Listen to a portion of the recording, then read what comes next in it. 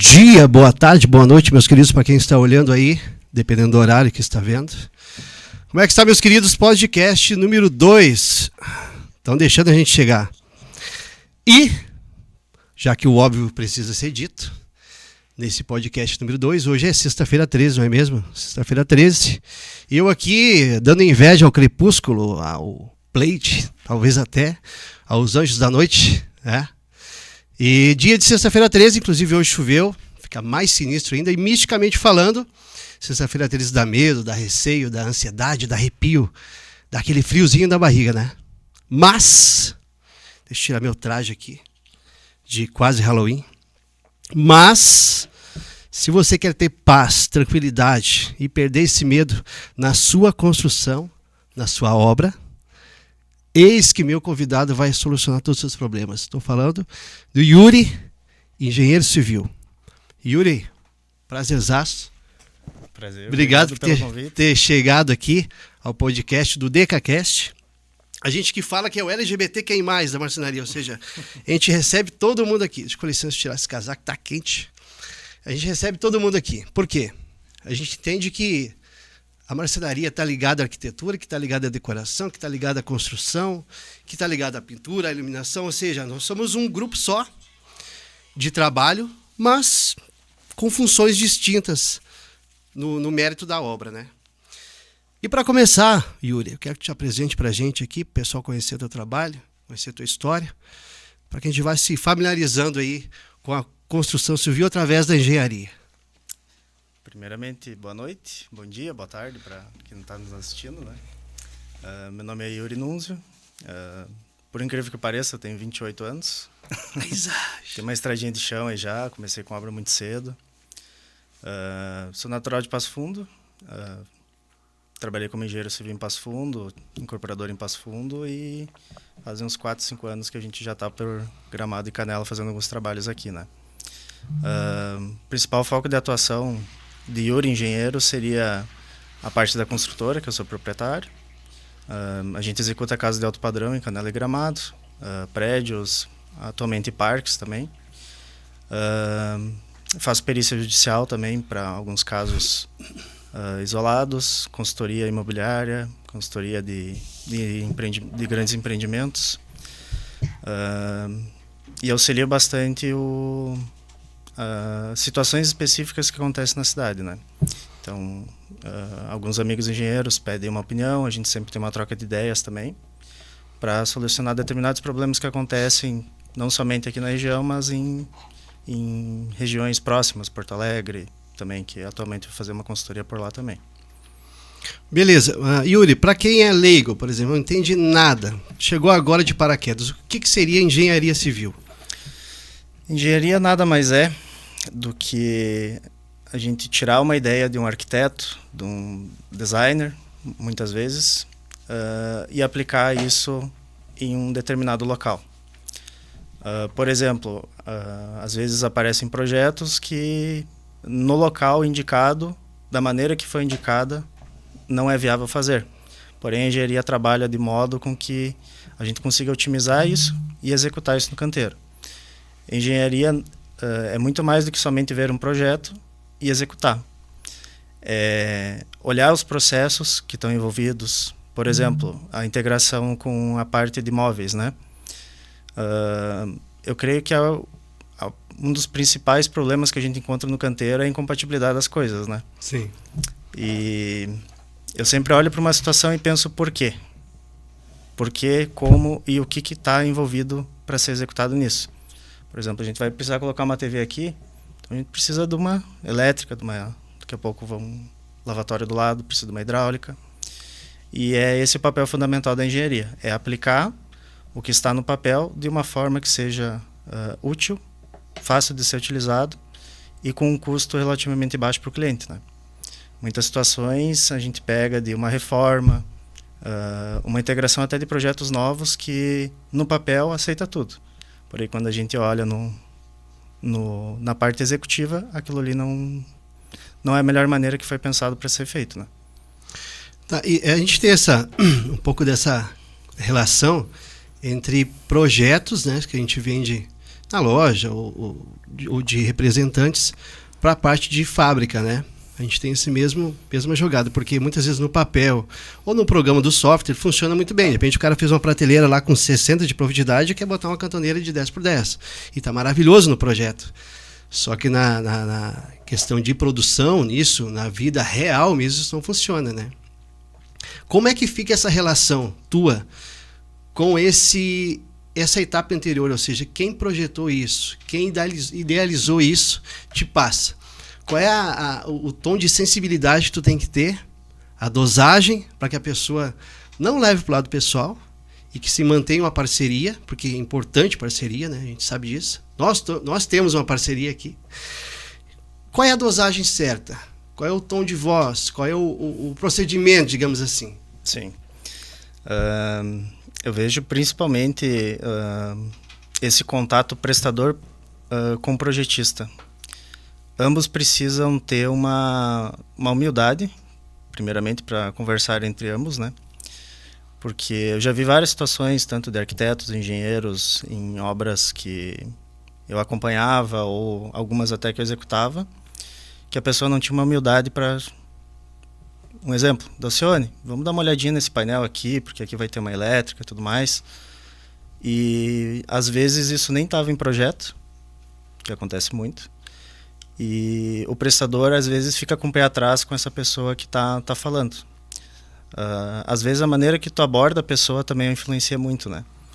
Por exemplo, uma brincadeira, alguma coisa, uma forma descontraída de se falar, tu já vai sentir a pessoa e ver como que ela tá no dia dela. Tem pessoas Sim. que, às vezes, estão, né, num dia não muito bom. Sim. E, às vezes, se torna um padrão da pessoa ser daquela maneira, né? Mas eu creio que o principal é essa interação entre as duas pessoas que estão fazendo serviço, estão prestando, e o projetista que está envolvido nessa situação. Eles precisam ter uma relação boa, senão se acaba tornando um problema entre as duas pessoas e para o cliente que a gente vai atender também, né? É porque acontece, eu já tive casos de, por exemplo, eu passar para projetista, olha, esse projeto ficou muito bom, gostei. Isso é um comentário extra que, na verdade, em termos de fábrica, não muda em nada. Se eu gostei ou deixei de gostar. Não. O fato é que é uma entrada boa para mim criar uma ligação com o projetista, né? Eu também, sendo projetista, entendo que na hora da venda a gente formula o projeto melhor viável de venda, e às vezes nem sempre é o projeto viável de fabricação, mas de venda. E é que cada passo tem alguns tópicos diferentes, por exemplo, questão de venda, questão de fabricação, questão de entrega. Só que lá na fábrica, basicamente, eu tenho que estender a todo o processo, desde a venda, desde a fabricação, desde como que eu vou fabricar isso, desde como é que eu vou chegar com esse produto na casa do cliente.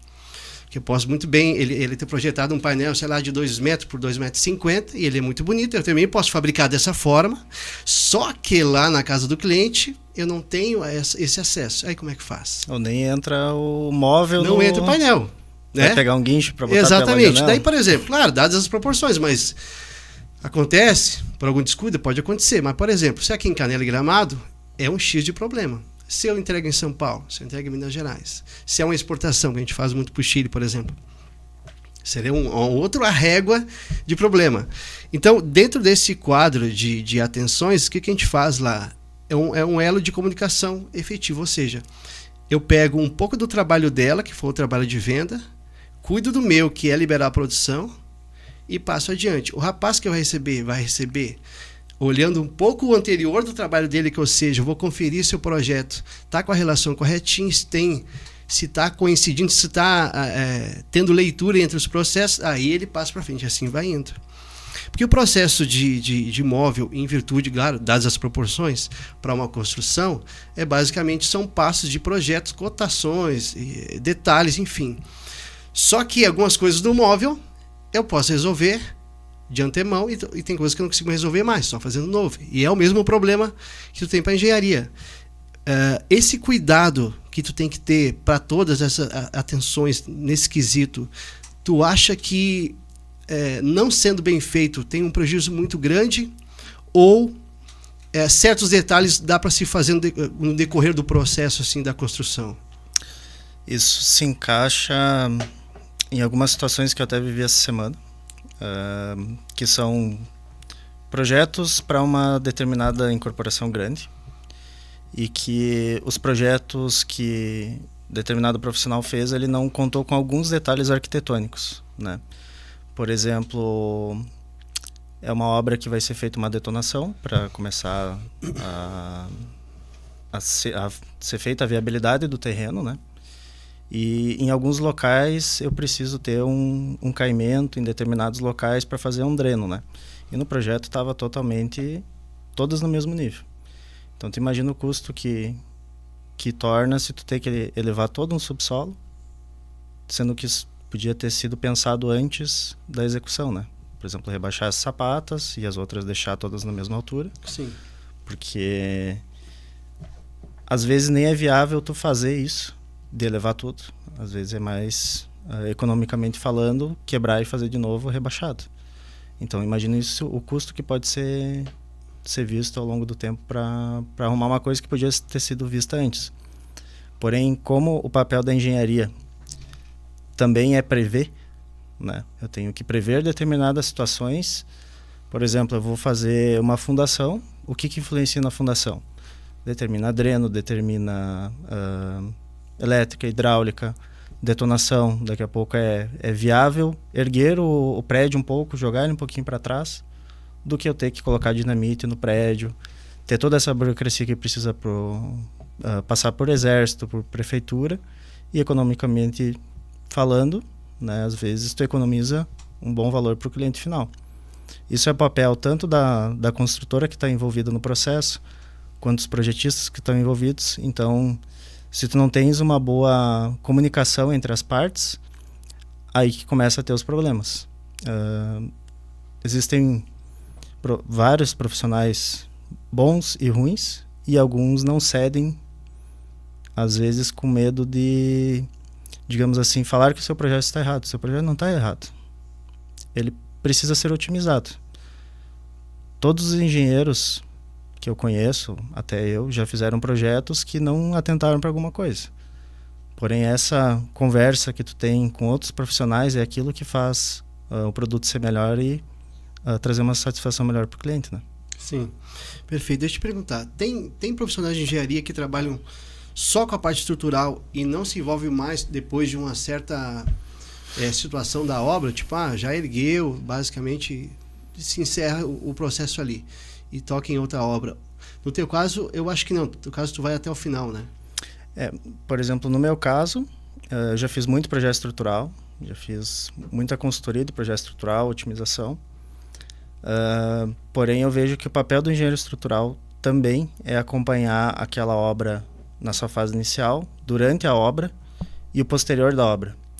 Porque já vi situações em que aconteceu trincas em casa e o cliente pediu para mim fazer uma perícia e o engenheiro estrutural não apareceu até hoje. Sendo que ele tem uma responsabilidade civil de 50 anos para essa situação, né? Não sabia disso não. Aí, o que muito acontece, tá? O engenheiro pode ter feito alguma coisa errada? Pode. O engenheiro não é santo que nunca faz nada errado. Sim, claro. Porém, esse acompanhamento ele precisa ter junto com o pessoal da obra, identificar, né? Porque é muito fácil o engenheiro colocar a culpa na mão de obra. Sim.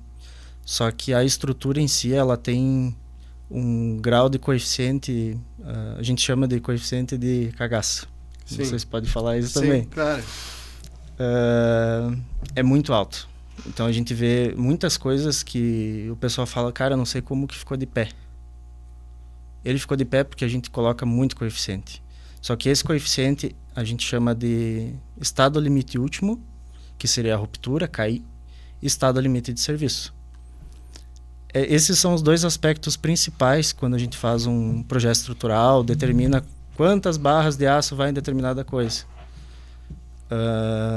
Para um conforto para o usuário e para não ter um problema de eventual ruptura, enfim. Porém, é mais fácil o engenheiro falar que o pessoal da construtora, o empreiteiro, o pedreiro errou na hora de fazer, do que ele relativamente ver que ele teve algum problema na hora da fase de projeto, né? Sim. E Porém, é papel importante também do engenheiro que fez o projeto acompanhar o que ele fez. Porque não adianta tu querer mostrar para uma pessoa que ela errou, só que tu devia estar ali também, na época que tu estava envolvido ainda. A tua RT ainda persegue desde o começo, quando tu fez o projeto, até 50 anos. Quando tu faz uma RT de projeto, tu fez somente projeto. Porém, tu ainda fica responsável para vistoriar, para ver esse projeto durante a execução, né? Sim. E quando tu assina projeto e execução, aí que tu tem que se atentar um pouco mais, né, para ir visitar a obra periodicamente, ver como é que tem os processos, né? E às vezes isso não acontece, né? Por isso até que eu não gosto de fazer projetos fora da região onde eu estou acompanhando. A não ser que eu tenha um engenheiro que eu conheça que vai acompanhar lá. Sim. Né, que eu posso ter uma certeza do que está sendo feito. E mesmo assim fica um receio, né? Porque eu acho que quando tu faz a visita ocular, sua é uma coisa, e mesmo que a gente confie plenamente em outra pessoa, em outro profissional, ainda fica, cara, mas eu precisava ir lá para dar uma olhada assim, só para... Eu tenho um cliente em Gramado, o que ele fez? Ele fez, não sei agora a metragem da casa, mas ele fez um bloco de casa aqui, tem um corredor para cá, gigante, e tem outra casa aqui, como se fosse isso.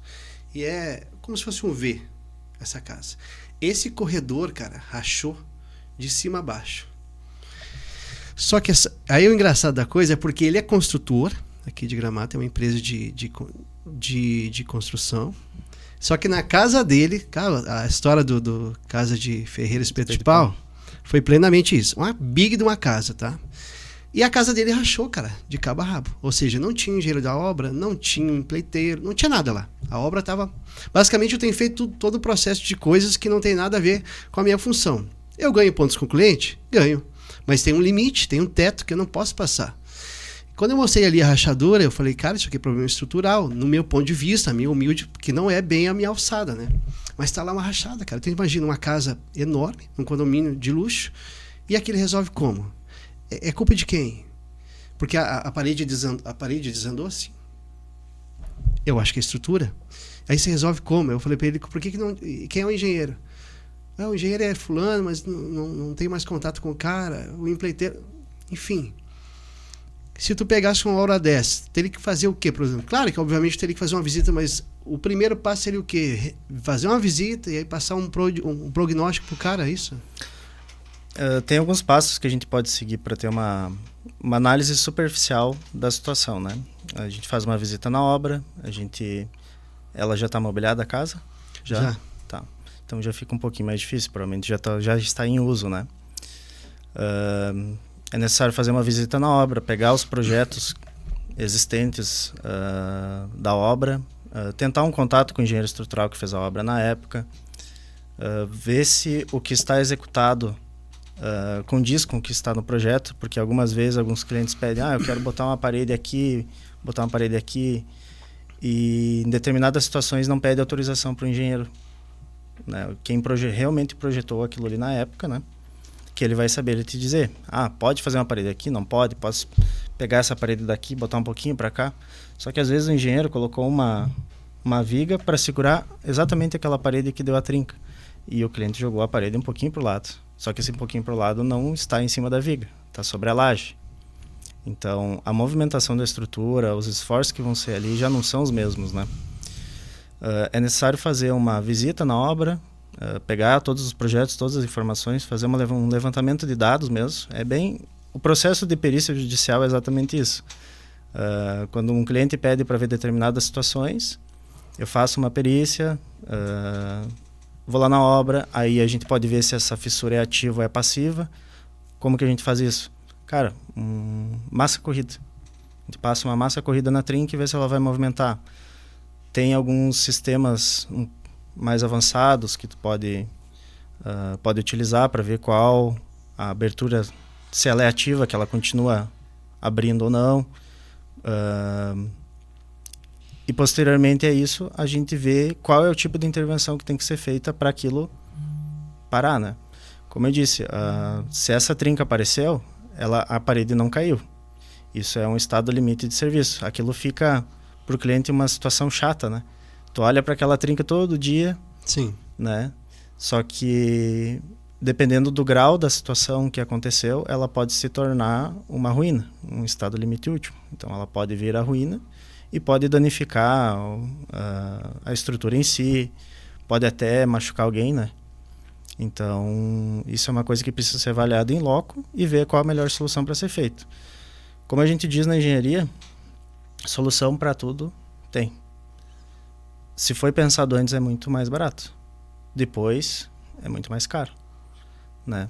Então, às vezes, a gente tem que entrar com reforço de fibra de carbono, usar alguns produtos específicos, até, às vezes, fazer um reforço de fundação para segurar aquilo e depois tu tratar, né? Não adianta tu só maquiar o que aconteceu ali, que vai acontecer de novo. Sim. Então, imaginando a situação aqui, e lembrei, por exemplo, todos os problemas de engenharia vão acabar acarretando em vários outros problemas futuros. A não ser na Torre de Pisa, né? Que essa aí foi um problema estrutural, aquilo ficou famoso porque deu uma entortada, né? Aquilo foi um recalque diferencial de fundação. O que é isso? Eu ia dizer para traduzir, porque eu só tenho a primeira série forte. Quando a gente faz uma estrutura para segurar isso aqui, certo, a gente tem que considerar que esse solo é o que está segurando. Uhum. Se o solo de metade da minha mão não é bom, ela faz isso aqui. Certo. Né? Isso é um recalque diferencial, ou seja, ele recalcou diferente do outro lado. Do outro lado ele também recalcou, ele também Sim. abaixou. Só que de um lado ele foi maior esse recalque. Isso pode acontecer por solo diferente, na época, né? Sim. Na época, sim. Daqui a pouco tinha algumas pedras em parte da torre e do lado não tinha. Então ela sentou até chegar no solo firme, nesse lado, e aqui ele continuou vindo, né? Então, isso pode gerar um problema maior. Naquele caso está estabilizado. Pelo que eu soube, até eles deram uma reforçadinha alguns anos atrás ali também para dar uma segurada, né? Mas enfim, ficou famoso porque entortou, né? É que nem os prédios de Santos, se eu não me engano, que também eles fizeram as fundações rasas para o que tinha que ser feito, e o prédio também fez esse movimento. Sim. Né? Não, é bom deixar claro para a audiência aqui que recalque não é tipo invejinha, né? Se tivesse uma torre do lado, queria um recalque dela e ela deu uma entortada. Recalque aqui é um outro tipo de definição, não é mesmo? É uma descida. Uma descida. Uma mexida. Isso. Vai que a outra amiga lá ficou mexida e deu um recalque. Então, coisas distintas aqui. Talvez pelo mesmo processo, mas coisas distintas. Sobre isso, tá? Esse é um ponto muito sério que a gente teve um problema aqui na região, inclusive hoje choveu muito. Eu quero que tu comente sobre isso. Por quê? Na região, já tem o quê? Uns 3 meses, 2 para 3 meses já tem isso, que teve aquela enxurrada de chuva muito além do normal, enfim. Na região de Porto Alegre e arredores, Lajeado, enfim, a gente teve um problema, eu acredito, me corrija se eu estiver errado, diferente daqui, um pouco, né? Bem diferente. Me parece que lá foi muita água mesmo e não tinha vazão para isso. Eu não vou nem entrar no mérito se Porto Alegre tinha acesso a isso, se tinha como fazer, não cabe o mérito aqui. Mas, em termos de estrutura, de engenharia, aqui em Gramado, como a maioria dos terrenos tem declínio, né? São em descidas, muitas, inclusive a rua ali, agora não lembro qual é o nome daquela rua, ali no bairro Floresta, eu acho que teve declive, teve em Canela também, perto da minha casa teve um asfalto que cedeu, mas enfim, quanto à construção de engenharia, é possível determinar o quanto de chuva essa casa vai suportar, só pela estrutura, ou tem que ter uma visão de solo para ter essa variável aí? Basicamente o que aconteceu em Canela e Gramado foi uma condição climática que nunca foi vista, né, no histórico que a gente teve. Pelo menos as situações que eu acompanhei, tá? Quando a gente tem um solo e tu tem uma estrutura sobre ele, essa vazão de água alta que a gente teve, é difícil de tu prever, por exemplo, o sistema de drenagem, o quanto de água que vai vir, né? A gente tem alguns cálculos que a gente pode fazer por área de influência para ver o quanto de água, por exemplo, que chove no morro e vai vir até próximo à tua região da tua casa, né? Sim. Porém, aqui é uma cidade que tem vertentes em vários locais. Quando chove da maneira como choveu aqui na cidade, o nível das bacias hidrográficas que a gente tem aqui, enfim, sobem também. Então, aumenta esse volume de água que vem das vertentes, somado com a quantidade de chuva que teve aqui também, influencia diretamente no solo, tá? Teve situações de encostas aqui também da cidade que basicamente foi a quantidade de chuva que teve, tornou aquela massa de terra, digamos assim, mole, né? E que influenciou também para os desabamentos que aconteceram aqui, né? Quando a gente faz um projeto, por exemplo, de uma residência numa encosta, a gente já prevê drenagem, já vê os muros de contenção. O que derruba a contenção não é terra, é água. Quando o solo satura, ele fica com um peso elevado, digamos assim, não é 1+1, não é o peso da terra mais o peso da água. Ele fica um peso relativamente alto. Então, a drenagem que tu faz atrás desses muros de contenção, tu precisa ter a certeza de que a vazão de água calculada, né, vai atender para retirar essa água e não ficar essa terra não ficar saturada, encostada no muro, senão ele pode vir a desabar. Eu vi algumas situações de que a drenagem não estava boa, algumas situações que não existia drenagem, né, e algumas situações que as fundações das casas que foram afetadas não, digamos assim, não era o ideal para a situação que estava apresentada, né? Então tudo isso foi uma somatória de situações que influenciaram no que aconteceu aqui, né? Deixa eu perguntar, tem o Álvaro Nunzio, é teu pai. Teu pai. Olha a pergunta dele. E a engenharia do município? A engenharia do município, até a parte que eu estou sabendo, né? Eles trabalharam para conter danos, né? Porque como foi uma situação atípica, não tem como a gente prever o nível pluviométrico que vai ter em determinados dias. Teve dias que choveu 100 milímetros, 100 milímetros, 100 milímetros, 80 milímetros. Isso é uma coisa que agora, de acordo com o que aconteceu, vai ser prevista nos novos projetos, né? Principalmente em projetos de infraestrutura. Porque quando, por exemplo, a gente faz um prédio numa encosta, essa água desse prédio ele precisa cair para algum sistema pluvial, né? Só que esse sistema pluvial precisa atender todos os prédios que estão vindo, mais, por exemplo, subsolos, que é bem comum aqui na cidade de ter vertentes, né? E o prédio ter que tirar essa água além do pluvial, né? Então, a infraestrutura da cidade precisa ser adequada também para esses novos registros que aconteceram aqui, né?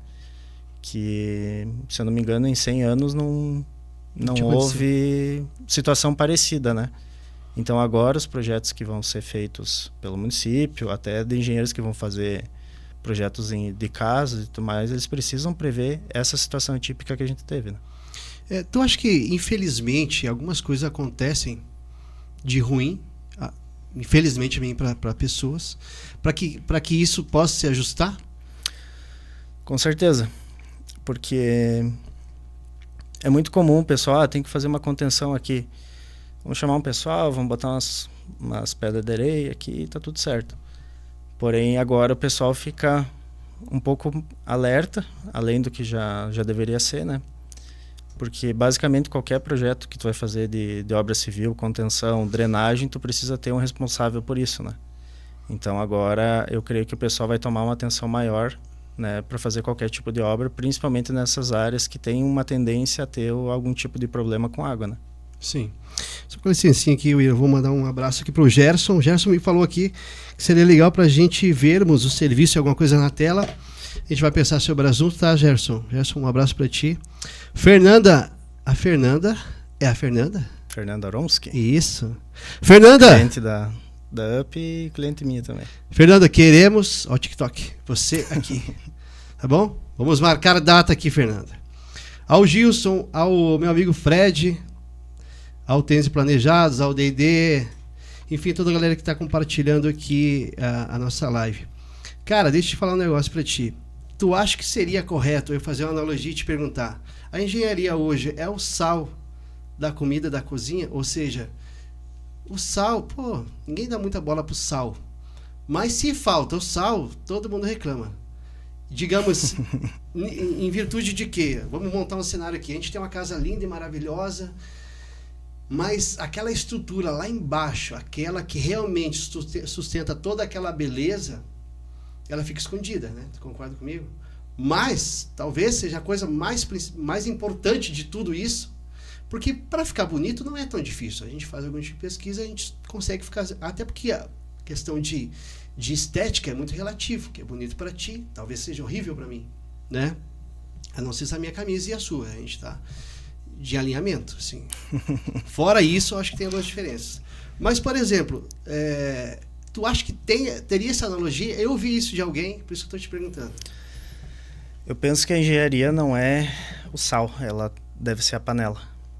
Porque a gente pega design, pega arquitetura, pega iluminação, pega hidráulica, pega elétrica.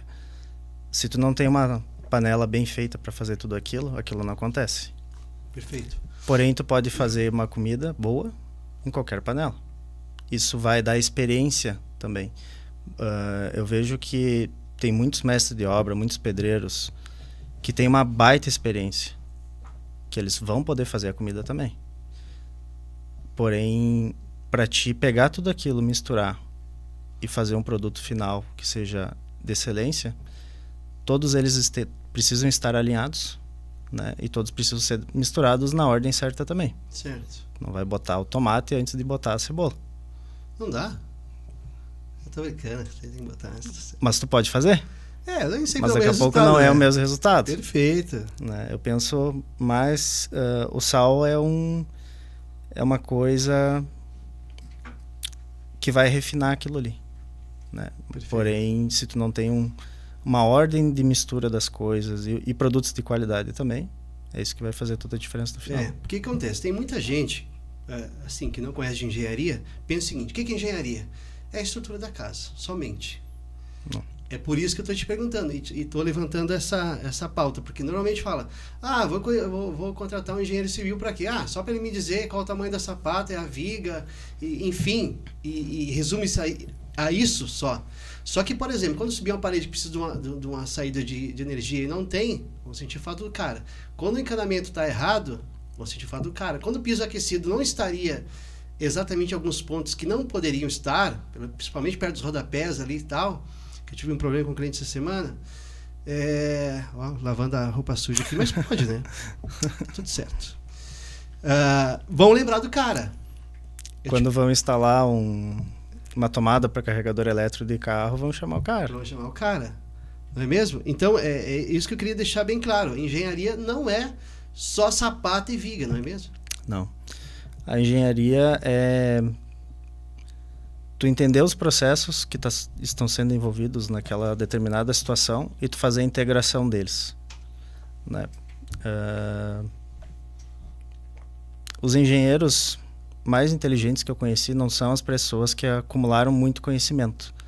Tu pode ter um engenheiro estrutural que o cara faz a estrutura de uma casa num papel, a gente conversando. Mas os engenheiros que eu me espelho muito também e conheci, tive a honra de conhecer, eles pegam determinadas situações e pensam naquilo com uma suavidade. Eles pegam todos os processos, pensam sobre aquilo e não focam somente numa situação. É fazer a gestão daquilo, é fazer o planejamento daquilo. É eu chegar e falar assim, Dalcione, eu quero uma mesa de carvalho de 6 por 1,5 de altura, maciça. Beleza, eu posso fazer para ti. O engenheiro vai pensar, como que tu vai colocar aquilo ali? Se tu vai ter estrutura para segurar aquilo ali no teu apartamento, no meu já não daria. Sim. E fazer a integração de tudo isso.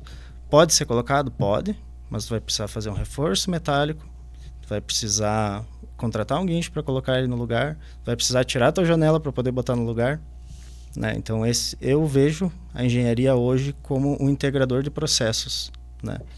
E essa integração com todos os profissionais que estão envolvidos nessa obra é o essencial, porque o pessoal do guincho tem que estar bem alinhado contigo, o pessoal da marcenaria tem que estar alinhado contigo. Se vocês não conversarem, não dá certo. O caso que eu falei sobre a roupa suja, que pode lavar aqui, tá tudo certo, eu trouxe até maciante, para ficar daqui bem top a roupa, que eu vou lavar aqui. Foi feito piso aquecido nessa mesma casa aí de Itacaia. Essa casa eu acho que é bem sexta-feira 13. Eu acho que tinha de coisa para acontecer de errado, aconteceu naquela casa lá. O que aconteceu? Foi feito piso aquecido em toda a casa. Perfeito. E aí tinha um L em que aquelas portas retrátil, puxa toda para um lado e tal. E o fixador é bem no canto. O piso aquecido ficava a 4 centímetros da parede. O fixador a 5. Aí resolve como? Entende? Aí, por exemplo, aí tu pede para quem fez. Mandaram fazer assim. Naquela casa não tinha uma engenharia, não tinha ninguém para organizar isso. Assim, no mínimo para organizar. Aí tu fala com o dono. Não sei o que eu vou fazer. O projeto foi feito esse. Quer dizer, alguém projetou o móvel com um escritório, e para esconder esse escritório foi feito umas portas retráteis lá. Porta-camarão que a gente chama. Uhum. Beleza. Aí o arquiteto não fez o projeto. E no caso dela, né, não tinha nada a ver com a parte estrutural. O engenheiro nem sei quem é. É que nem filho que está aí perdido no mundo, que o pai vazou, e pode ser qualquer um, mas qualquer um não aparece. O dono da casa quer aquilo fixado lá, porque ele comprou com aquilo. E aí fala com quem? Resolve com quem? Né? Orando, talvez, baixando algum tipo de download para resolver. O que eu tive que fazer? Aí não pude pedir para ninguém resolver isso. Tive que mandar fazer um mecanismo diferente para usinar lá no piso do porcelanato, só o porcelanato, e fazer um outro tipo de fixação. Ou seja, tive que criar uma tal de engenharia para poder fixar o trem lá. Então, quando não tem alinhamento mesmo de projeto, realmente, tudo bem ter um probleminha ou outro, mas quando é muito, se torna uma obra muito estressante, porque é muito de problemas todos os dias. Aí, por exemplo, tu que está fazendo no meio campo, ele tem problema com a marcenaria, tem problema com o piso aquecido, tem problema no porcelanato, que o cara pode furar e quebrar um porcelanato, de repente não tem mais, de repente saiu fora de linha. Eu vou ter problema com o pedreiro, com o cara que tem que instalar porcelanato de novo. O cara pode, eu não sei como é que funciona exatamente o piso aquecido, mas pode ter problema ali também, não é mesmo? Então, tem coisas que eu acredito, na minha área de marcenaria, que tem margem para errar. Que é aquela tua régua ali, de vou ter que detonar tudo ou eu posso ajustar. Mas tem coisa que não dá para errar, entendeu? São coisas que tem que ter um cuidado especial, porque isso cria um leque de problemas que não poderia acontecer. Eu sei que todo mundo faz o empenho para dar certo, mas eu acredito que é com os problemas que a gente aprende. Como a gente está dizendo aqui que a Canela e Gramado teve esse problema, como tu falou, base de 100 anos, nunca teve essa chuvarada, eu acho que agora vão repensar algumas coisas, em virtude do que aconteceu, né? Mas o alinhamento de todo mundo que está envolvido no projeto é essencial. E o engenheiro que faz isso, né? Voltando a enfatizar isso, não é só a estrutura. É do começo até o fim, né? É como a gente vendeu um móvel que tem que acompanhar o projeto, a fabricação, a entrega e o pós-venda, para ver se isso está funcionando, para ficar tudo de acordo, para o cliente ficar seguro de que está tudo tranquilo, não é mesmo? Eu te dou um exemplo também na questão de esquadrias, tá?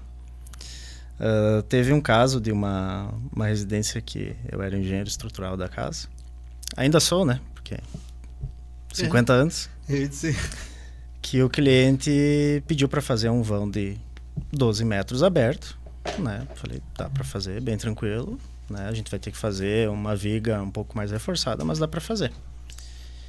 E a viga abaixo também, 12 metros de vão livre. E eu perguntei para ele, na época, qual é o tipo de esquadria que tu vai utilizar para fazer o projeto estrutural. Por quê?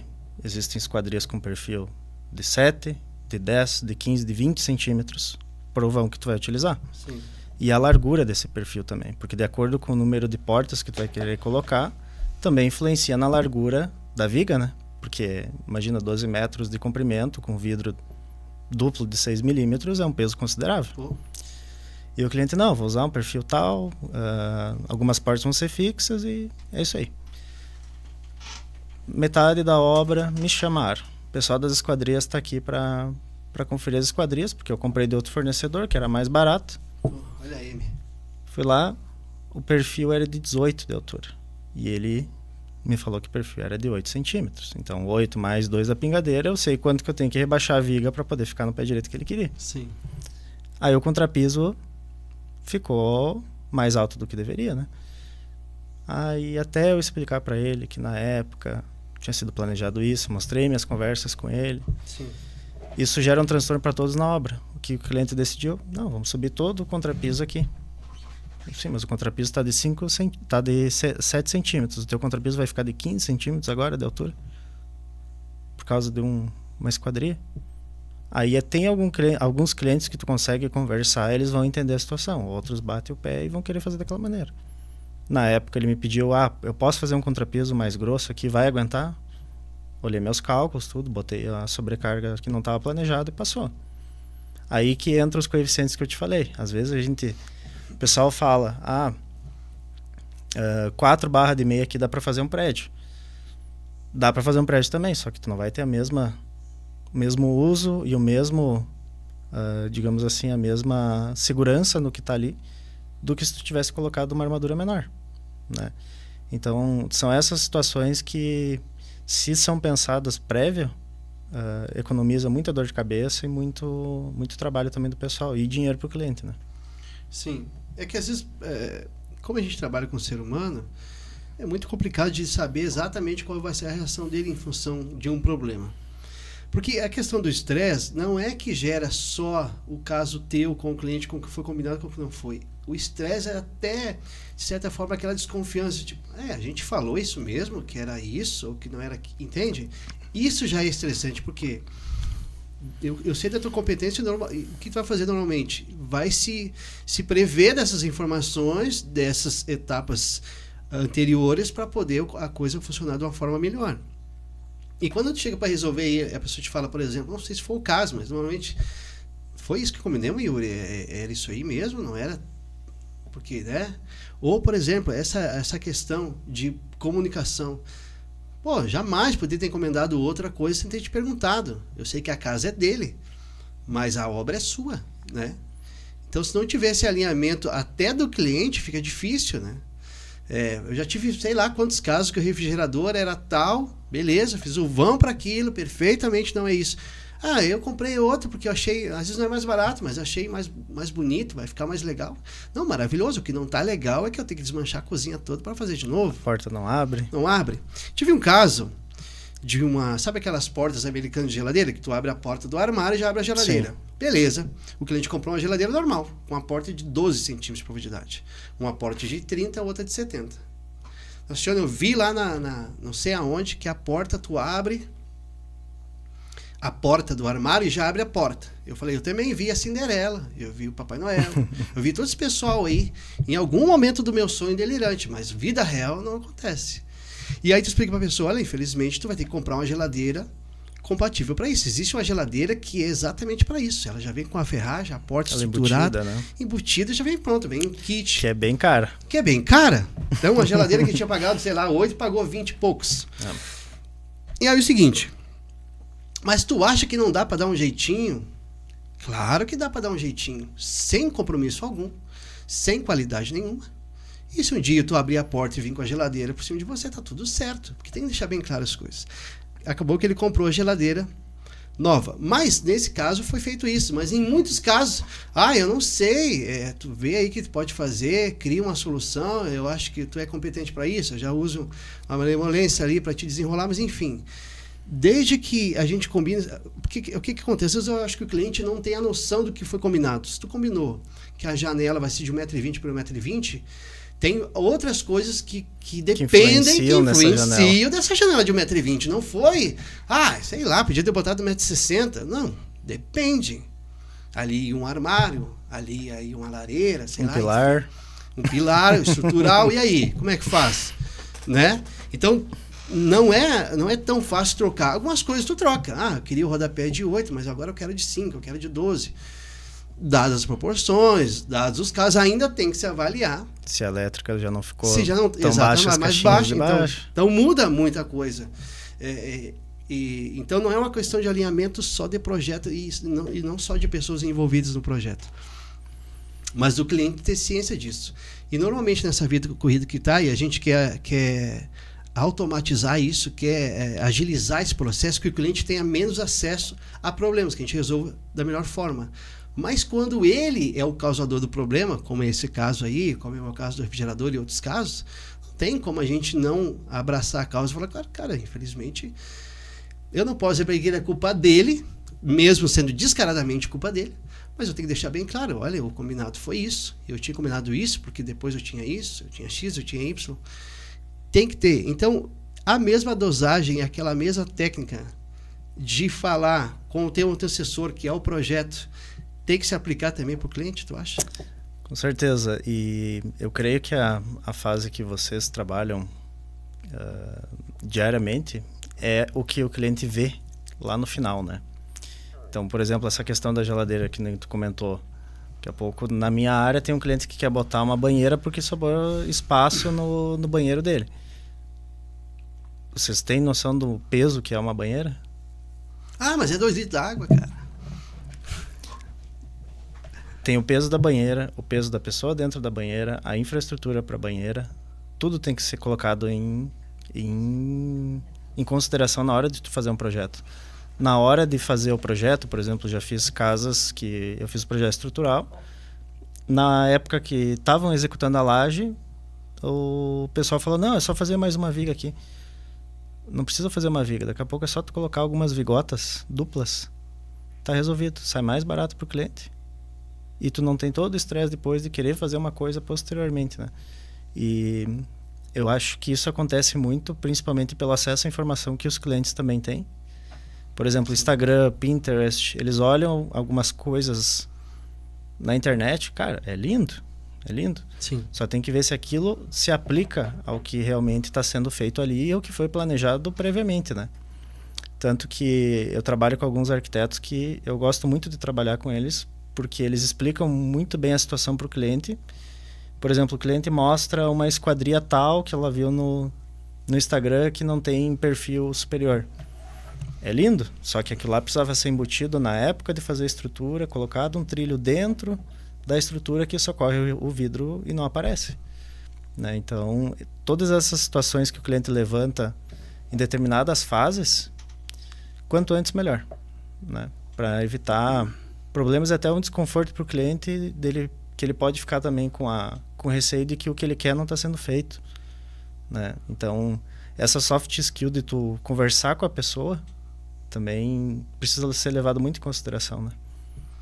Respirar fundo, alinhar os chakras ou qualquer outra coisa que também é bem importante no momento desse. Voltando lá, só uma dúvida que eu tenho, a questão das casas aqui de Gramado, tá? Por exemplo, né, teve um caso, eu acho que foi de um hotel, não lembro bem qual é o local de Gramado, foi em Gramado, que desabou o hotel, ou parte dele, acho que aquela rua que desabou à frente, o hotel. Era um residencial. Vamos dizer, eu não sei como é que foi aquela situação agora, não lembro, mas tinha embargado, né? Tava... Sim. Ok. Vamos montar uma situação. Embargaram a obra, passou o tempo e tal. Qual a chance de retomar isso? Mesmo já com alguma coisa deteriorada, alguma coisa que já cedeu, alguma parte do prédio. É possível? Ou tipo, já aconteceu isso aqui, já quer dizer, obviamente, que não tenho mais como fazer mais nada nesse espaço, nesse terreno. Essa situação do prédio que desabou é uma situação um pouco complicada de eu falar abertamente, né? Pelo histórico que eu sei do prédio, esse prédio já tinha sido embargado também por questões legais, né? E ele apresentava deformações que não eram naturais nesse prédio. Tanto que eu fui fazer uma visita nesse prédio, antes dele desabar, ele já estava todo escorado. Porém, pelo que eu soube, alguns proprietários voltaram a morar no prédio, né? Como eu te falei, a engenharia, tudo pode ser feito, porém tudo tem um custo, né? pelo que a gente viu que o prédio desabou, né? O que foi feito de reforço e tudo mais lá não foi suficiente para segurar o prédio, senão ele estaria de pé ainda, né? Sim. Porém, por exemplo, pontes, o pessoal faz reforço de pontes, faz até da própria Torre de Pisa, de obras de arte, que a gente chama obras de... Por exemplo, uma ponte é uma obra de arte, tá? Que é um produto específico que fica ali por anos e tu faz uma manutenção ou tu faz reforços nele, né? Aquele prédio teria como ter sido reforçado e estabilizado, porém o tempo hábil para ser feito, talvez ele não suportasse aquele tempo, ainda que ele ia continuar movimentando, né? Sim. Deixa eu te perguntar, por exemplo, ainda nesse assunto, porque como a gente passou muito sofrimento por causa disso, vou dar mais uma pegada nisso. Vamos dizer que foi feita uma estrutura, o terreno é em declive e foi feita uma estrutura gigantesca para suportar isso, tá? Com a terra desabando na parte muito inferior dela, independe da estrutura que tu fez, vai acabar cedendo de igual forma? Isso foge um pouco do controle do engenheiro. Na verdade, isso é um trabalho em conjunto com os geotécnicos, com a engenharia de fundações, com a engenharia estrutural e com os responsáveis pelo empreendimento. Esse é o cenário ideal. Porque, por exemplo, eu como engenheiro, eu posso fazer ensaios de solo, eu posso assinar ensaios de solo, porém, em determinadas situações complicadas, eu preciso do apoio de um geotécnico, porque, pelo que eu sei, a prefeitura tinha o apoio de geotécnicos na situação, e por isso que eles até evacuaram o prédio antes de acontecer.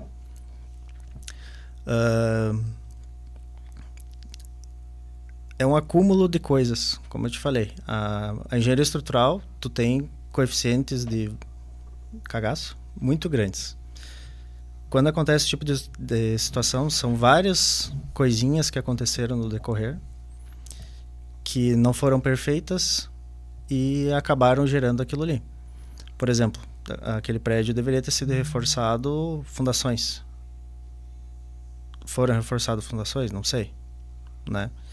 Porque com o volume de água também que deu naquele determinado prédio, tu imagina que tu tens uma sapata nessa altura e a rocha está aqui embaixo. Aquele prédio não é de sapatas, tá? Mas é somente um exemplo. Sim. Imagina o volume de água vai comendo isso aqui por baixo. Comendo isso aqui por baixo, ele começa a descer. Lembra do recalque diferencial? Sim. Toda essa linha de sapatas estão sendo comidas pela água que está vindo aqui. Está fragilizando ali. E ela vai começando a movimentar dessa maneira. Então, às vezes, é um conjunto de fatores, água, chuva, execução, projeto, que acabam gerando um sinistro desse tamanho. Pois é, porque é uma perca... Por que acontece? Para quem mora nessas áreas ali, não fica uma questão só de trocar de lugar. Muitas vezes não tem como trocar de lugar e quer se manter ali. Ali eu acho que onde tem o campo do 11 Canarinhos aqui, acho que não sei como é aquele bairro, 11 Canarinhos ali. Para cima tem várias casas ali e residências grandes que tem esse problema aí. Deixa eu te perguntar, que me deu uma curiosidade aqui. Fala para mim quantas obras tu tá tocando agora meio que instantaneamente, mas do mesmo tempo assim. Hoje a consultora está fazendo um parque de diversões, que é o iFly. Vai ser um parque de simulador de paraquedismo, né? Que é uma obra muito específica, né? Que entra toda essa parte de engenharia de processos, porque o equipamento vem de fora, eles têm que montar esse equipamento aqui, vai uma turbina de avião em cima do parque. Então, durante o desenvolver da estrutura do prédio, a gente precisa ir colocando todos esses equipamentos em simultâneo com a estrutura que vai sendo levantada. Então, teria esse prédio, tem as 20 casas da Fernanda também, sim, que ela sim. já foi convidada aqui para o podcast também. Ela que não vem. Ela vem. Atualmente tem uma casa no Altos Pinheiros de 580 metros que está em execução. A gente vai começar mais uma agora em dezembro também, do mesmo proprietário, né? Em torno dos 450 metros. Lá no Salto a gente está fazendo 2 recuperações estruturais de casas que tiveram alguns problemas lá também. E Tem alguns orçamentos que a gente está olhando por aí, mas por enquanto a gente está focado mesmo em fazer essas 2 maiores e no que já está sendo proposto, né? Sim. Como são obras mais específicas, né? Deixa bem claro que para nossa, eu ia dizer para nossa audiência, mas aqui não é rádio, para os telespectadores. Tá vendo o tanto de coisa que esse cara tá fazendo, né? Aí ele falou, não esquece de falar que eu sou pescador. Eu não falei porque normalmente os pescadores são mentirosos, não é o seu caso. Pode ser quem pesca, sim. E falar do Passat, cara, do Passat que tu tem. Eu sei que foge um pouco, mas tem uma engenharia ali. Então vamos falar desse Passat. Dor de cabeça. A dor de cabeça faz parte, né? Eu acho que todo mundo tem uma paixão também fora do trabalho. Eu me considero muito feliz porque eu gosto de fazer engenharia. E o Passat para mim é uma coisa que a minha família sempre gostou muito de carros, né? Então, e eu sempre quis ter alguma coisa específica para viajar, para pegar a mulher, pegar o cachorro, pegar a família. Pegar a mulher pra passear, né? Pegar a mulher pra passear. Só pra ficar claro, não é nada... Não, o óbvio precisa ser dito aqui. A esposa deve estar de olho. É só pra passear e você, tá? E tanto que... Bom, o dia que eu apareci com o Passat lá em casa foi o dia do aniversário dela. Então eu já tava, né? É um hobby que eu gosto muito, é um carro bem diferente. E é um carro que eu peguei pra mim. Porque tanto em relação à questão das chuvas e trabalho de engenharia, consultor também é cansativo. Então eu pego o carro, dou umas 2 ou 3 voltas ali no final de semana e pra mim é uma terapia, né? É uma válvula de escape, né? É. E o pescador, em que parte que isso se enquadra aí? Eu pesco a minha vida inteira. Eu ia com meu pai, meu irmão, avô, pescar para fora. E para mim serve como uma terapia também, porque o dia a dia eu fico para lá e para cá o dia inteiro pensando muito. Então, quando eu vou pescar, para mim aquilo ali é para mim, sabe? Eu faço pesca esportiva, né, em alguns locais aqui de Canela e Gramado. Tu faz amizades sem interesse também. Eu acho que é uma coisa que eu gosto muito da pesca também, porque tu tá ali e as pessoas que estão ali são pessoas do bem. E para todos serve como uma válvula de escape aquilo ali também, para na segunda-feira tá mais tranquilo, né? Tá mais efetivado. Deixa eu te perguntar, diante desse cenário, cara, que tu tem tantas obras ao mesmo tempo, qual a importância de sincronizar tudo isso, de se manter isso em equilíbrio? E qual a importância de ter uma equipe extremamente alinhada? Eu lembro daquela obra que a gente fez na Vila Suzana, da reunião que tu teve com os guris, do alinhamento que eu vi que tu acompanhando ali tudo. Como é que é isso no dia a dia? Como é que, para o pessoal entender, assim, como é que o engenheiro trabalha? Porque normalmente são várias obras, né, que tu trabalha simultaneamente, igual a gente trabalha com vários clientes ao mesmo tempo. E qual a importância dessa equipe estar alinhada? E saber o que o João sabe fazer de melhor, o que o Pedro sabe fazer de melhor, qual dupla que se encaixa, qual trio, enfim. Como é que alinha isso no dia a dia? Isso desde que eu era engenheiro em Passo Fundo. Eu trabalhei numa empresa muito grande de Passo Fundo. Uma das obras que a gente fazia era de 640 apartamentos. Então era tudo envolvido em processos, né? Então o dono da empresa sempre falava, não coloca o TAS para cuidar da cristaleira.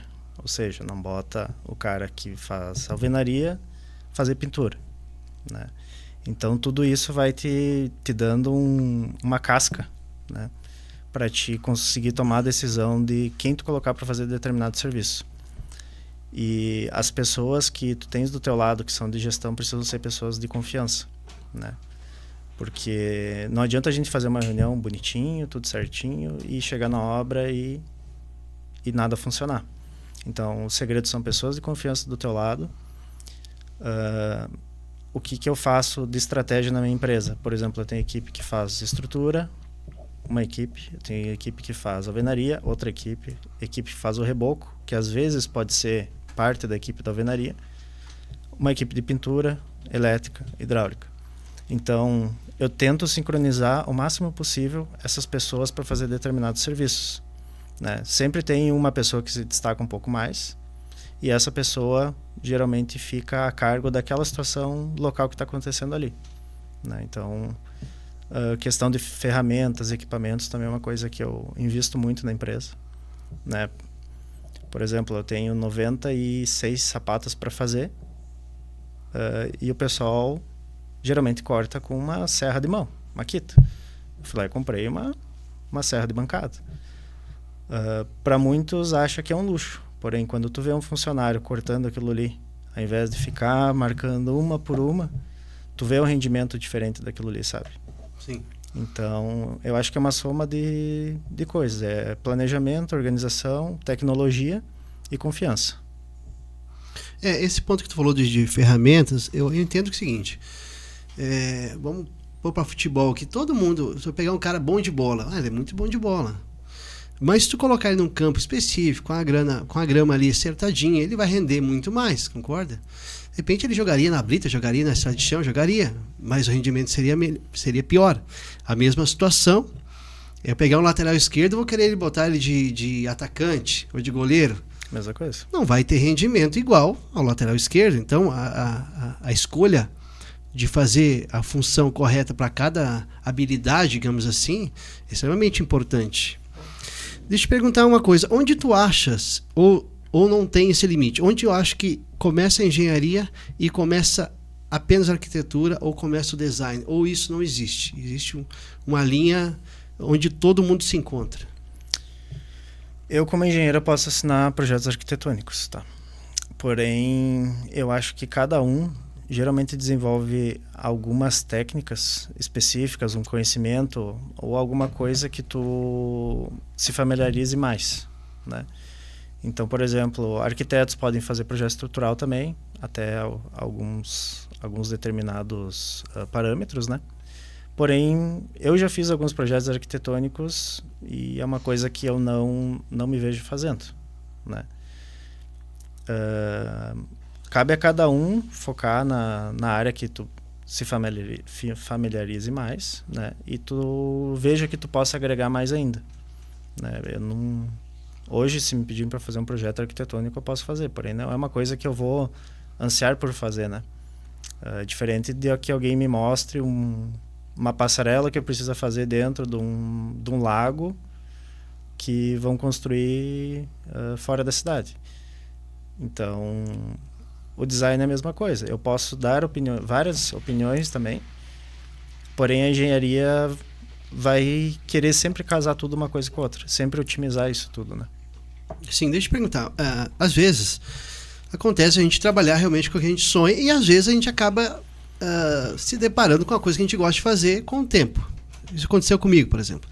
Eu sempre imaginei ser o camisa 10 da seleção e hoje sou camisa 10 do horário de segunda-feira das 8 às 9. O que já tá bom, né? Pelo menos eu levo a bola e se acabar o jogo eu levo a minha bola. Aconteceu isso contigo com a engenharia? Claro que não com engenharia, mas o que te veio a pensar que seria um caminho que tu gostaria de fazer? Isso até é bem interessante, porque eu estudava em colégio militar até o 3º ano e eu sempre quis ser oficial do exército, tanto que eu fiz concurso para o exército também, enfim. Porém, no último ano do colégio militar, a gente teve que fazer um projeto de pesquisa, né, que foi como base algumas coisas da engenharia, né? No caso, foi para reuso de captação de água pluvial. Eu lembro até hoje. E aquilo começou a ficar na minha cabeça. Tanto que quando eu fui fazer a inscrição para o vestibular, eu fui fazer do direito e me deu um estralo, vou fazer engenharia. E nesse meio tempo abriu a Faculdade de Engenharia Civil Federal lá em Passo Fundo. Uhum. Acabei passando. E eu vejo que a engenharia para mim veio principalmente digamos assim, pela construção de um legado, né? Eu sempre tive aquela ideia de que eu só não quero passar pelo mundo e ser uma pessoa que só agregou algo para pessoas que também passaram. Mas eu quero ser uma pessoa que agregou para pessoas que posteriormente vão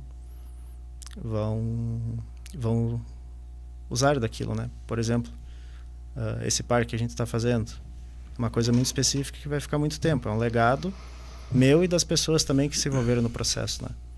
As 20 casas em sistema monolítico, que é uma coisa relativamente nova aqui para a região, mas que é uma tecnologia muito grande que o pessoal da Europa e outras regiões do país utilizam muito em alto padrão. Então, isso acaba se tornando um legado para mim, para minha empresa e para as pessoas que estão perto, né? Dizem que a gente não pode fazer nada para ser mortal, mas pode fazer tudo para ser eterno. Exatamente. Pô, você dá um corte. Vou botar lá no meu CapCut. Deixa eu te perguntar o seguinte, cara. Sabe que chega um momento da nossa vida profissional que tu pensa assim, tu sabe que eu sou bom nisso? Em que momento tu achou que cara, tu fez faculdade e tal. Sabe quando tu faz uma obra, tu sabe que eu não sou bobo, cara, eu desenrolo bem mesmo. Foge da alçada só do estudo, do mestrado, do doutorado, foge. É aquele desafio. Cara, eu vou abraçar essa causa aqui, vou abraçar e vou fazer. Tu acha que teve alguma obra que deu essa subida de degrau, essa mudada de estágio? Não? Eu creio que foi quando a gente terminou a primeira casa para incorporação que entregamos a chave para o cliente e tudo. Para mim foi... Até essa casa foi o que fez o projeto arquitetônico. Né? Uma casa que na época a gente tinha ido viajar para a Argentina, eu vi algumas casas lá, acabei vendendo a casa pronta para o proprietário com os sócios que eu tinha. E aquela sensação de tu entregar uma coisa para o cliente, depois de tudo que foi pensado, planejado, e eram ótimos clientes também que eu atendi naquela época. Para mim aquela sensação, tipo, tá entregue. É uma coisa que me marcou muito. Né? Hoje eu passo na frente da casa e parece que me chama aquilo ali, sabe? Sim. Então, eu creio que essa primeira finalização foi uma coisa que para mim foi muito marcante. Eu acho que, não sei se acontece contigo, mas tipo, passa uns flashes. Pô, eu lembro daquela situação, eu lembro do dia tal, eu lembro do estresse tal, e o que aconteceu para chegar naquele final. Claro, a gente sempre fala que no final tudo dá certo, desde que tu vai até o final. A gente sabe que não é só em obra, não só em casas residenciais, nada disso, mas em qualquer outra profissão tem muita coisa que as pessoas não vão até o final. Então daria certo, no final dá tudo certo, que se tu vai até o final. Qual o teu pensamento da pessoa, por exemplo, vamos no caso da engenharia, que pega essa obra, que põe para construir, faz o projeto arquitetônico que seja, mas não dá andamento, tipo, pegou a RT, né, e o dinheiro já estava lá, e dá uma abandonada assim de vez, vamos pro próximo. Existem basicamente 3 tipos de situações. Essa situação que tu comentou, que o cara acompanha o começo, dá uma acompanhada e depois não vai mais. Existe a situação de que, infelizmente, existem engenheiros que da Alcione pede pro Yuri fazer uma RT, te dou R$1.000, tu faz a RT para mim só porque eu tô precisando para a prefeitura. E tu nunca aparece na obra. Infelizmente, acontece esse tipo de situação, tá? E existem situações de que o engenheiro vai, acompanha, tem todo acompanhamento que foi combinado com o cliente também, né? Isso é uma coisa que tem que deixar bem claro. Sim. Porque às vezes o cliente quer fechar só o projeto e quer que o engenheiro assine a execução, porém ele não quer que o engenheiro vá acompanhar a obra. Porque, claro, o engenheiro tem um custo para ir acompanhar essa obra. Claro. Daqui a pouco assina um projeto em Porto Alegre, tem custo de deslocamento, tempo do engenheiro também, né? Eu, Yuri, eu não assino a RT que eu não acompanho, porque aquela situação vai voltar para mim em algum momento se acontecer qualquer coisa. E eu vejo principalmente o pessoal que está se formando há pouco tempo ou que já está acostumado a fazer esse tipo de situação, que uma hora vai acontecer alguma coisa, né? Por exemplo, assinar um muro de arrimo, nunca foi ver o muro e não fizeram drenagem, cai o muro e Deus o livre, mata alguém. Tu vai ser acionado civil e criminalmente por isso. Mesmo só assinando? Mesmo só assinando, tu era responsável por aquilo. Tu é responsável pelo projeto e pela execução. Sim. Se não tinha nenhum outro engenheiro que assinou a execução, tu se torna responsável. Então, precisa ser uma via de mão dupla. O cliente tem que entender que tu vai ter custos, tu vai ter que acompanhar essa obra, tem todo o teu know-how intelectual também, né? Que deve ser levado em consideração na hora que tu for fazer uma RT, um projeto, alguma coisa assim. Sim. Tu falou sobre sistema imunolítico. Sistema monolítico. O que é isso? Porque, por exemplo, é um sistema tão bacana que eu também não conheço.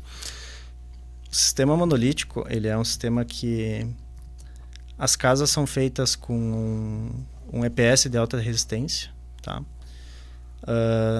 Na parte de fora dela, feita toda uma malha de aço em volta, né? Alguns reforços. Em algumas situações são feitos pilares também, junto ao sistema monolítico. Basicamente são paredes que a gente utiliza um microconcreto para fazer a estrutura da casa. Então, por exemplo, a gente recebe as placas de EPS junto com as armaduras, faz os reforços metálicos necessários e faz a projeção de um microconcreto, tá? Esse microconcreto é feito um traço específico para ele, que ele serve como estrutura da casa. Para o pessoal que não entende, por exemplo, como que um EPS de alta resistência segura uma casa, né? O cálculo que é feito para a estrutura de monolítico é o mesmo cálculo de alvenaria estrutural, né? Que são tijolos, né? Que são erguidos e tu faz pontos de grout. Sim. O monolítico, tu aplica todo esse microconcreto em todas as paredes da casa. E depois tu coloca a laje em cima e concreta, né? Eu tive um caso, há um tempo atrás, que eu fiz, acho que umas 2 ou 3 casas naquele steel frame, eu vou falar já, né? Já. E tem um outro que é alguma coisa frame, que eu não sei como é que é o nome, mas... Wood framing. Wood frame. Um é com estrutura de madeira e outro com metal, é isso? Isso aí. Nos Estados Unidos, me parece que muitas casas são feitas assim, em alguma parte dos Estados Unidos, eu acho que 90%. Sim. Porque questão de... Engraçado, igual me veio isso. Nesses 90% dos Estados Unidos que é feito casa nesse estilo, wood frame ou steel frame, é o que mais neva, é o que é mais frio. Na minha lógica, eu achava que, tem que fazer de concreto, tijolo, né? Deve ser muito resistente. Me explica isso aí. Te dou um exemplo. O que eles colocam dentro das paredes de steel framing ou de wood framing para desempenho térmico e acústico? Espuma? Espuma expansiva. Espuma expansiva, exatamente. Que basicamente é um isopor. Sim. Quando se faz uma laje e tu quer um melhor desempenho embaixo da telha, o que se usa? Mesma coisa. Isopor. O EPS de alta resistência, ele vai servir como isolante térmico acústico.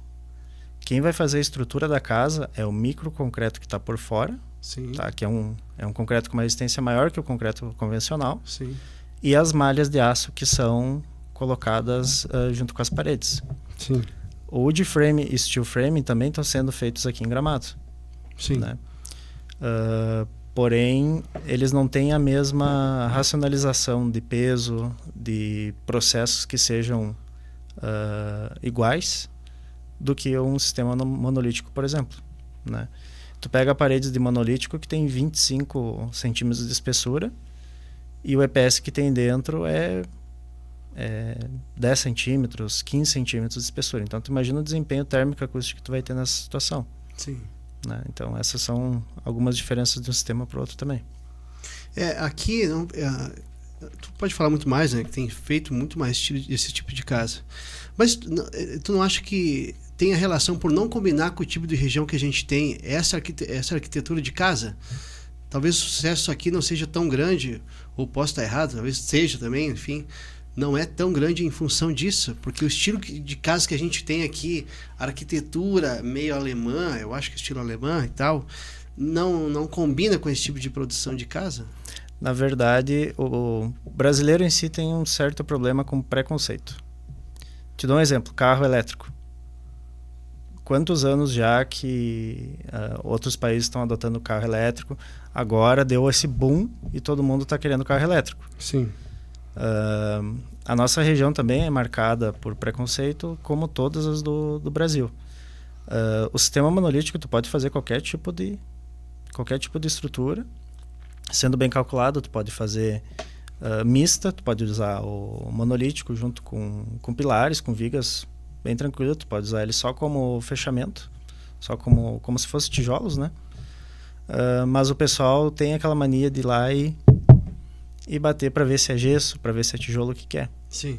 Né? Então eu vejo que é mais um preconceito para não ser utilizado, só que quem utilizar primeiro são as pessoas que vão ter um boom maior, né?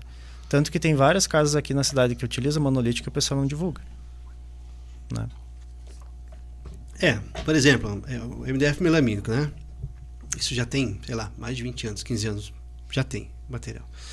Aí logo que veio, e na verdade isso é um pré-conceito, não é preconceito não, é um pré-conceito. As pessoas têm um pré-conceito com tudo que é novo. Mas por exemplo, meu carro, eu botava a gaveta só em cima dos pauzinhos. Essa corrediça da rodinha que nem existe mais no mercado. Nada a ver, ruim. Só que toda que a inovação acontece, ela chega e ela domina, não tem muito o que tu fazer. Mas as pessoas ficam tendo aquela resistência, né? Defensiva, não, enfim. Hoje não existe mais essa, a corrediça telescópio talvez já tá ficando defasada e tá vindo. Já é um presente a corrediça invisível com amortecedor ou não, enfim. Com a obra é a mesma coisa, né? Porque a primeira vez que eu vi uma ponte com aqueles cabos, eu pensei, isso não vai durar. Vai estourar esses cabos aí, vai cair tudo. E tem obra isso para tudo que é lado, né? Todo que é lugar. É um marco. Acho que não sei se Novo Hamburgo tem uma ponte dessa. Sim, a ponte de São Francisco, quantos anos tem lá que é de estrutura de cabos? Pois é. E entra uma questão também, questão financeira. Uma ponte de cabos pode ser muito mais cara inicialmente, porém a manutenção é menor. É que nem o sistema do monolítico. Tu vai ter desempenho térmico, acústico, quanto que tu vai economizar com ar-condicionado em casa, tu vai ter a tua casa sempre aquecida, principalmente no inverno, né? Sim. Então, esse custo inicial, até um parabéns para a Fernanda também por colocar esse sistema num empreendimento grande como é o Vila, né, que são 20 casas. Sim. Esse custo inicial para o incorporador é alto, tá? Porém, o que ele ganha no decorrer da obra, sem desperdício, com melhor desempenho da estrutura em si, é fenomenal, né? Então, o pessoal faz muita conta no tijolo, madeira e cimento. No momento que tu começa a abrir teu horizonte e pensar não somente no custo direto, mas em todo o custo indireto, na questão de sustentabilidade que tu tem também, é uma coisa que deve ser levada em consideração. É muito mais fácil tu fazer uma coisa que tu sempre faz do que fazer uma coisa diferente, né? Normalmente. Normalmente o nosso cérebro, por exemplo, se eu escrevo com a direita, se eu quiser botar com a esquerda e escrever aqui, o meu cérebro vai dizer, não seja tapado, cara, escreva com a direita, tu já está acostumado. Mas se eu realmente focar e escrever com a esquerda, um dia eu vou escrever. Tu vai se adaptar? Mas o cérebro tem a mania de fazer sempre a gente voltar, porque é confortável, que já é de costume. E a questão de construção é a mesma coisa, a gente tem uma mania, ou certo conforto, sempre foi feito assim. E aí se mantém essa ideia. Uma frase que a gente ouve muito é tipo assim, fui fazer a minha casa, não sei, não vou nem entrar no âmbito de construtor ou não, de engenheiro ou não. Fui fazer a minha casa, eu tinha 100 mil reais. Fui ver, gastei 200. Por que isso acontece? E isso, na minha lógica, não acontece com quem é preparado, com quem tem um passo a passo de tudo isso. Isso acontece por 3 motivos. O primeiro, que o cliente às vezes acha que ia gastar determinada coisa, só que no meio da obra ele olha um piso de porcelanato de R$200. Só que esse piso porcelanato de R$200, ele tinha sido calculado para R$100. Beleza, uma diferença de R$150. Porém, o rejunte do piso de R$200 não é o mesmo. O espaçador às vezes não é o mesmo, é um espaçador mais caro.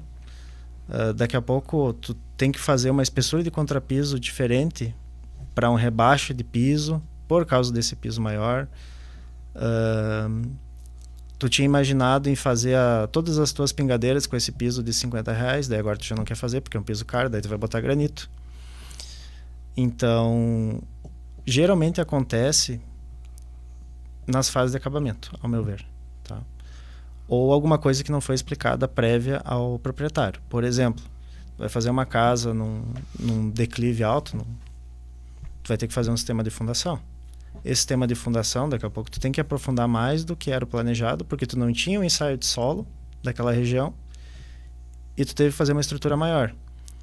fazendo aquela estrutura maior, às vezes tem que fazer pilotis. Tu tem que subir o nível da casa para te poder chegar. Daí o cliente fala, já que teve que fazer isso aqui, eu vou fazer um porão embaixo. Então começa a ser um acúmulo de coisas que tu não coloca na ponta da caneta. Daí tu só vai pensar, tinha planejado gastar 100, gastei 200. Né? E como é que fica a tua logística? Por exemplo, o cara resolveu fazer isso e fez mais um porão, mais uma garagem. E tu meia outras obras. Aí tu tem que realocar isso para poder atender o cliente, para fazer mais aquela... Porque aquela obra parece aquela obra que não acaba mais? Geralmente o que eu faço? Quando eu faço um orçamento para um cliente, para execução, né, principalmente da consultora, eu peço todos os projetos para ele. Né? Eu vou no terreno, eu vejo se aquilo que está no projeto bate com o terreno, né? Para aí sim eu fazer uma reunião com o cliente. Né? Às vezes não tem ensaio de solo, o cliente não tem um projeto estrutural ainda. Então eu faço esse pré-direcionamento para ele e eu consigo chegar em um valor estimado de orçamento. Tá? Por exemplo, essa casa no Altos Pinheiros que eu estou fazendo, quando eu fechei com eles, eu já sabia, junto a eles, que eles são incorporadores, que teria que aproveitar o subsolo pelo caimento do terreno, né? Uhum. Então eu fechei um valor com eles do que estava no projeto e fechei um valor com eles dessa parte do subsolo. Então essa conversa entre cliente e fornecedor precisa ser feita, né? Para chegar no meio termo e saber onde é que vocês querem chegar. Perfeito. Deixa eu te interromper um pouquinho. Eu quero mandar um abraço pro Anderson Rios. Não sei se ele está olhando agora online, mas pode ver depois o vídeo. Cara, melhoras para ti aí. Teve um pequeno problema de saúde, mas vamos recuperar isso aí. Tá, meu galo? Um abraço para ti aí. Yuri, eu quero agradecer pela oportunidade, que na verdade tu me agradeceu, mas eu que tenho que agradecer a oportunidade de estar passando aqui. Muito obrigado pelo espaço. Eu que agradeço, cara. Imagina, foi algo que eu nunca... Tem coisas que eu sempre quis perguntar e sempre chega o momento correto, e o momento foi esse, com o cara correto. Então agradecer pelo tempo, por ter se agilizado aí para poder nos atender, aparecer aqui no DECAcast. Foi interessantíssimo porque a gente descobriu muita coisa que a gente não sabe. A galera que está aqui, que pode ver depois, entender exatamente o que é engenharia, que não é só coluna, só sapata, só levantar concreto, mas que é uma estrutura muito mais complexa do que a gente imaginou. Agradecer por todos os esclarecimentos que tu nos passou. Obrigado pela parte da pesca, obrigado pelo Passat, que a gente tem que marcar para dar uma volta, com os 3 cintos amarrados fora do pescoço. Vai saber, né? Agradecer pelo meio campo que tu fez com a Fernanda. Fernanda, queremos você aqui, vamos marcar. E de antemão agradecer também a toda a tua equipe lá, teus parceiros, mandar um abraço para eles lá. Galera, gente boa, todo mundo parceirinho, bom clima de trabalho, eu estive lá trabalhando alguns dias, bom clima de trabalho, tudo exigido, tem uma seriedade, mas de uma forma leve, de uma forma tranquila. Isso que eu queria te falar, isso é legal, porque nem todo trabalho precisa fazer carrancudo, é um trabalho sério, mas leve, tranquilo, descontraído. Quer dizer que as pessoas que estão lá gostam do que fazem e gostam de trabalhar contigo. Ou tem medo de ti, das duas uma, mas eu acho que gostam, né? Então, assim, cara, obrigado, tá? Não, obrigado vocês pelo espaço também. E precisando de alguma coisa, estamos aí. E já vou te adiantar, vamos fazer um podcast número 2 do nosso aqui, porque eu acho que tem muito mais assunto para tocar. Mas de antemão isso. Deixar o pessoal anunciado o seguinte, semana que vem, dia 20, sexta-feira, vamos fazer um podcast especial do Dia do Gaúcho. Semana Farroupilha chegando, tem muita novidade para chegar. Então, na sexta-feira que vem já tem live do podcast do DECAcast especial da Galdeirada. Quem não sabe falar sobre cacetinho, bergamota, esse tipo de coisa, vai ter que pegar um dicionário gaúcho aí para dar uma acompanhada. Tá bom? Abração, mais uma vez aí, Yuri. Obrigado. Valeu, meus queridos.